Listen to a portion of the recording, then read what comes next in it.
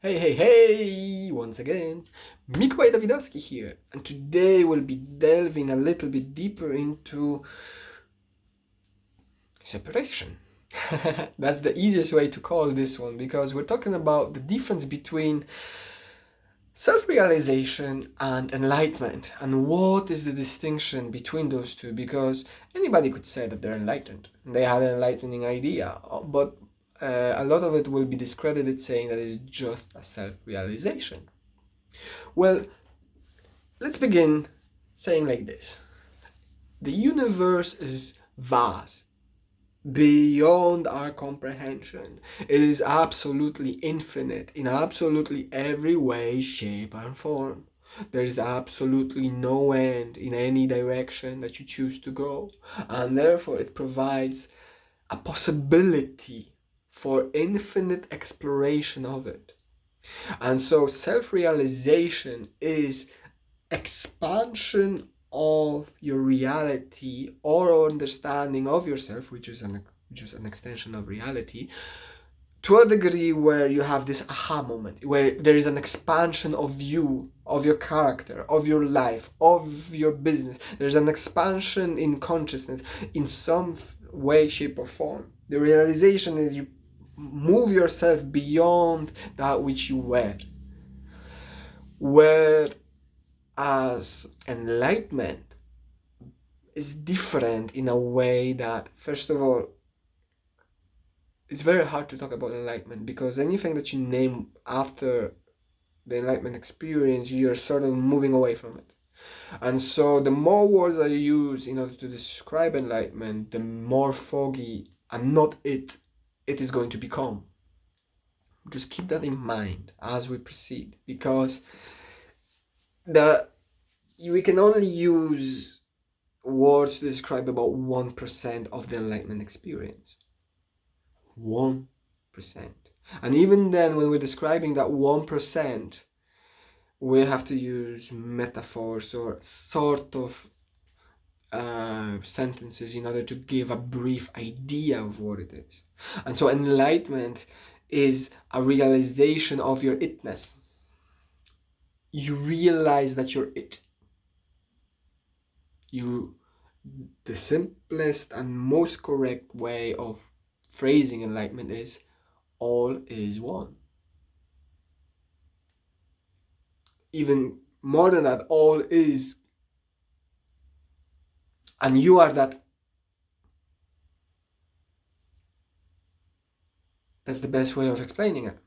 But of course, that doesn't describe much now, does it? And so the logical brain wants more. But unfortunately, enlightenment is an experience that can only be comprehended minutely. It can be lived, but it cannot be comprehended rationally. It is an experience that is beyond comprehension. It is an experience that is beyond the mind.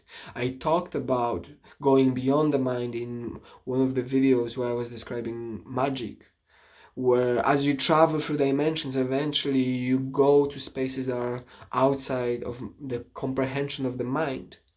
And so you cannot go beyond the mind with the mind. You gotta let go of the mind. And the moment that you do, well, you cannot use words to describe these things, now can you? Because you've gone into areas where mind cannot compute. It cannot be there. You are experiencing directly, and the experience itself is you, and you're living it, but there is no way of naming it. Because the differences are so intricate, they're so different, they're so something that you cannot use the words to describe it. You're doing something, and you can describe what it is that you're doing, but as to where it came from, what is its source, you cannot say, because the source itself is the experience.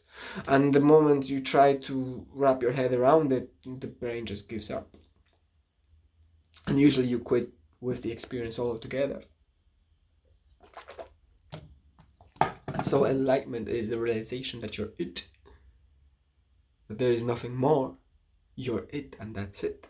And it unlocks, let's just say, then a new playing field, a new game. The way I see it is enlightenment is like level 1 of a new game where you begin your journey from the top of your solar plexus, where you have realized the divinity that you are. You had a glimpse of it.